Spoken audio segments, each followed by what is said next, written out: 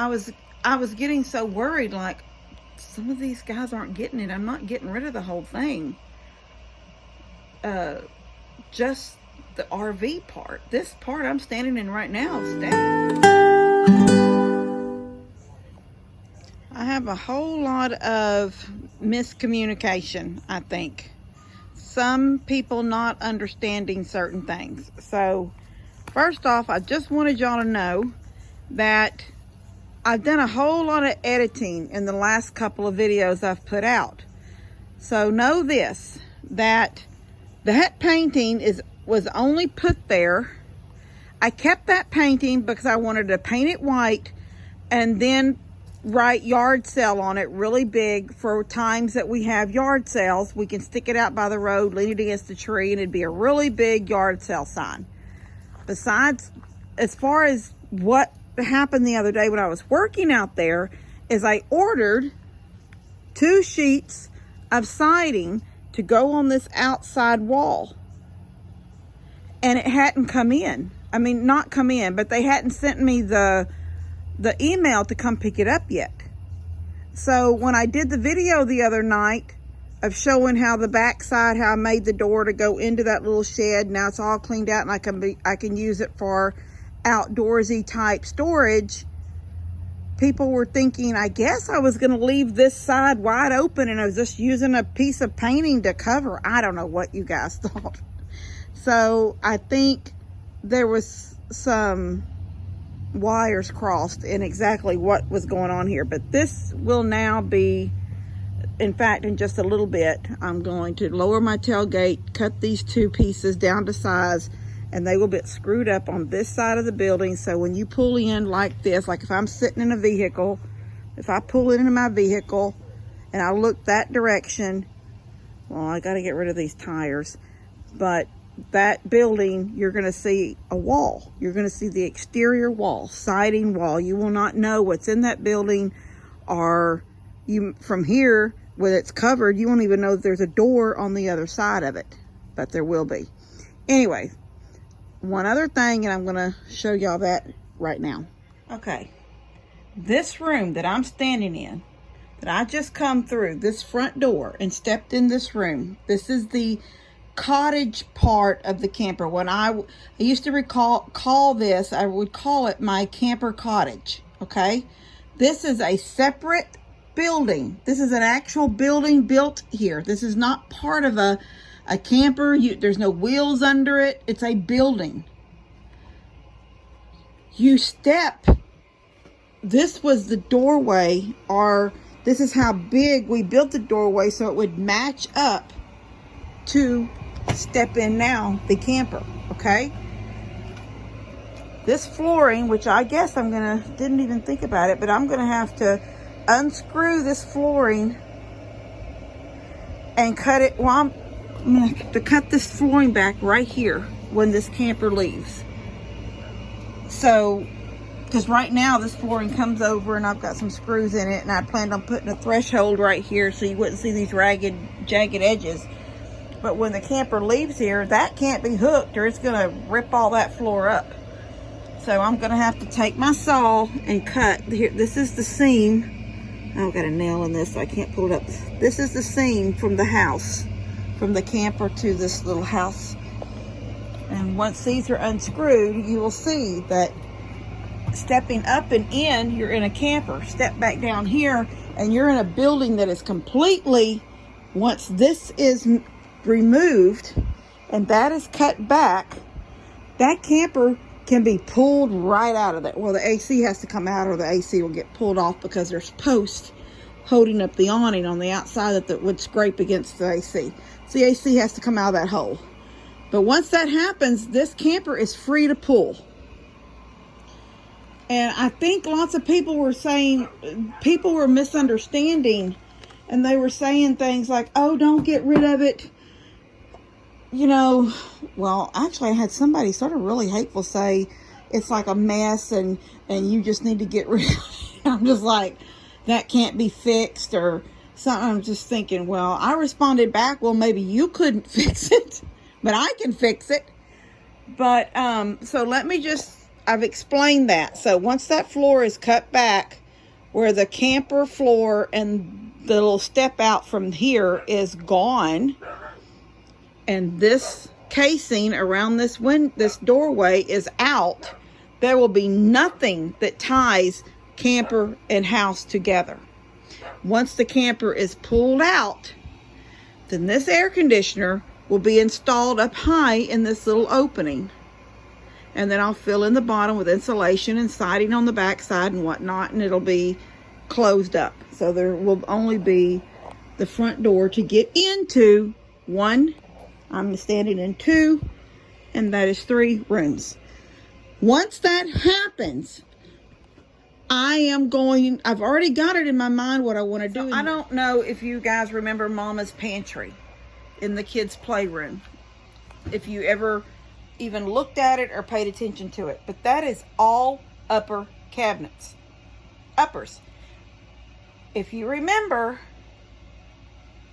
in my walk-in pantry, what I call Butler's pantry, the walk-in pantry that I just redid recently, where the microwave is for Levi, and my air fryer, the toaster oven, and then the storage around it on both sides. Those lower cabinets that the microwave sits on are actually kitchen cabinet uppers. All I did was build a toe kick and sit them on it. What I will do is buy 2 uppers. I will build a toe kick so it's up off the ground a little bit, elevated, because you don't want your cabinet door opening against the floor. Did I turn that off? Did I lose power? Oh, it's blinking. Okay, so anyway, I'm almost out of power here. But what I will do is I will get 2 uppers. I will build a toe kick, and I'm only going to get 12-inch uppers. So it's just a foot wide cabinet. And I will put one on top of the other, screw it to the wall, and that will be a pantry. A small 1-inch wide pantry, like a double door pantry. Then next to it, however much is left, and I didn't bring a tape measure, so I don't know.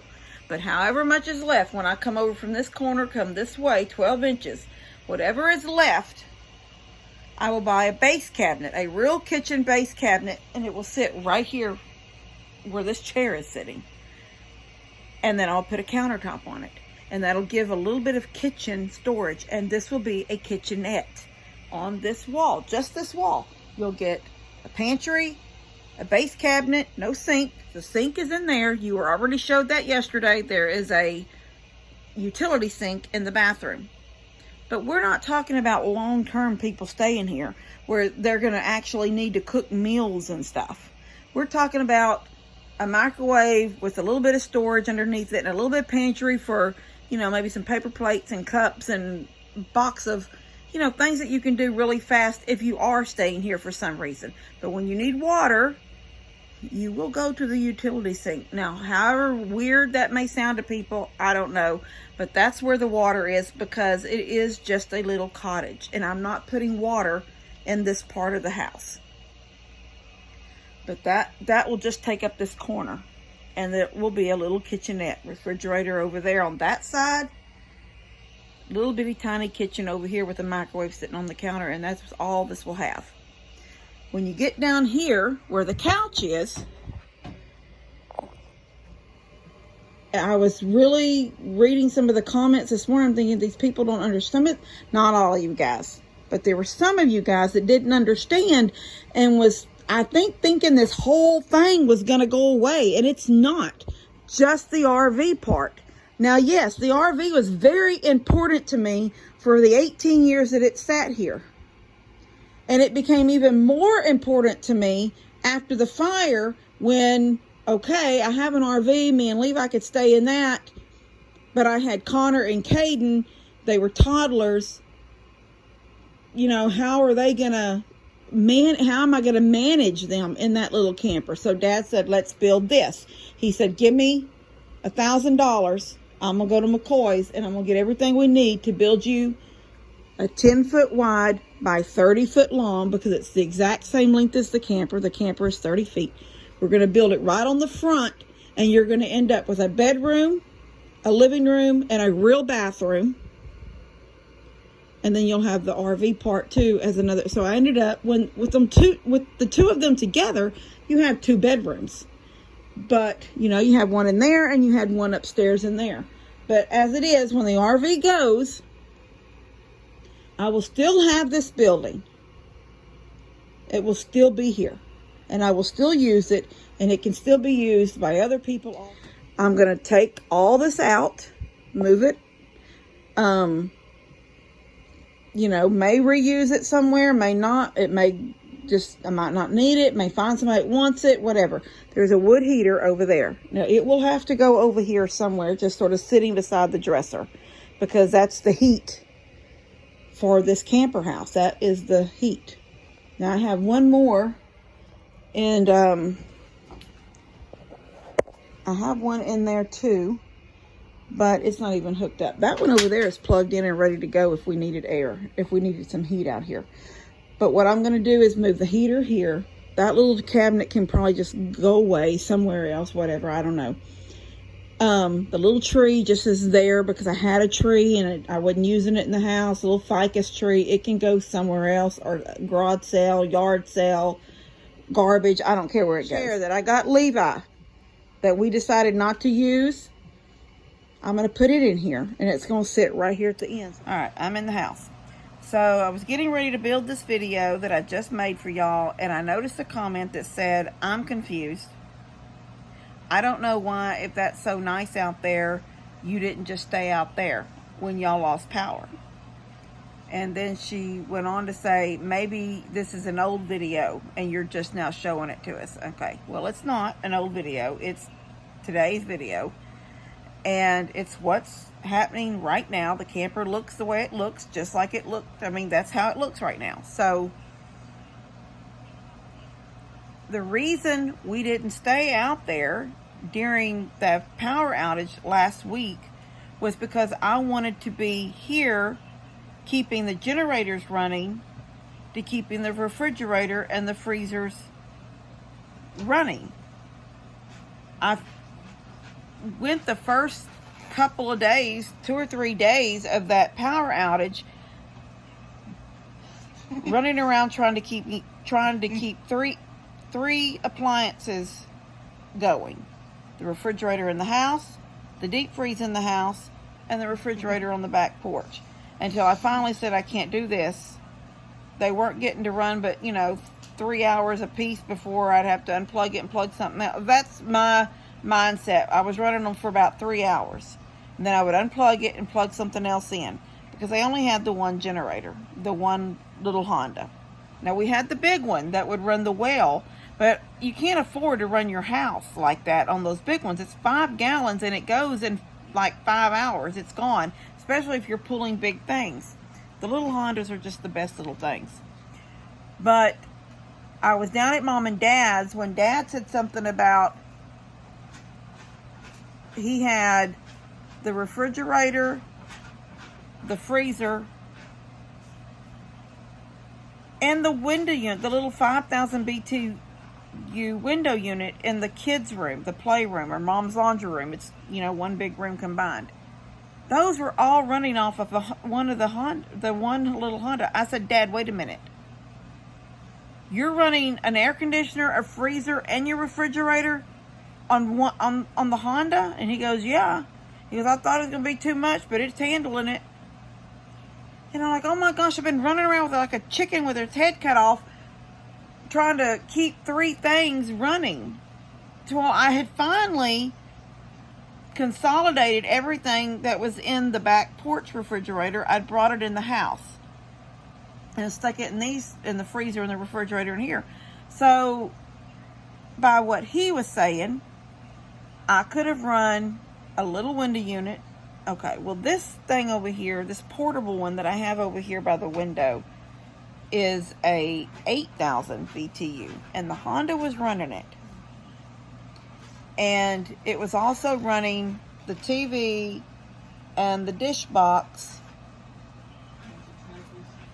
And when we finally got internet, it was running my internet router. So I never had it running the refrigerator, the new one. I never had it running the refrigerator or the freezer. So I guess you could have said she can just stay in the living room. They can sleep on the couches and they could have had air. But I found that after I took my bath at night in the pool, that it was cool enough to sleep outside. I didn't find it a reason why not to be able to sleep outside. So that gave one of the Hondas a break all night long. It didn't have to do anything. And the other Honda was what I kept plugged into the refrigerator and the freezer. It was running both things almost nonstop. I would give it about an hour break during the day. Every day it got an hour to just rest. Other than that, it ran nonstop, keeping these two things on. So that's why we didn't go to some other house and stay over there, because I wanted to be where I was so I could fill the generators with gas and keep them going. If I go over there and fall asleep and sleep for 8 or 9 hours because I'm exhausted from the heat from the day before, and so I sleep really good all night long and don't wake up, then something has been sitting in here with no power for 4 or 5 hours. And I didn't want it to be that way. So that's why we didn't go over there and stay. I stayed where I could hear the generators. Half the time when the generators start running out of gas, you can sort of hear it, boop, boop, boop, boop, boop, you know. And that's when I would jump up and put gas in it as fast as I could. So nothing ever lost power. And then there were, like I said, the times that I would give it an hour break to just rest and cool off. So that's why we didn't go over there. So I just wanted to clarify that, because I was thinking, well, I don't want y'all to think it's all so pretty and nice, but you can't stay in it, because you can. You can stay in it. Somebody could go sleep out there right now if they wanted to. But I'm just saying, I wanted to explain why we didn't stay over there, because somebody questioned that, why we didn't, if it's so nice. But there was just no need to stay over there when I was trying to keep things running in the house. And so yeah, there was that. All right, I love you guys. God bless y'all. I hope this was more understandable, because maybe it was because I was having to cut, you know, that one video about the camper house? It was 45 minutes and I cut so much of it out trying to narrow it down, and then I realized that evidently I was making it where people couldn't understand what I was doing or what it was, or they thought the whole thing was going, but the whole thing's not going, just the RV part. So anyway, I love you guys. God bless y'all. And Levi wants to say something. What is it, baby? I love them. You love them? Yeah. You tell them bye? Bye. All right, bye guys. Love y'all. Katie, I'm trying to do a video.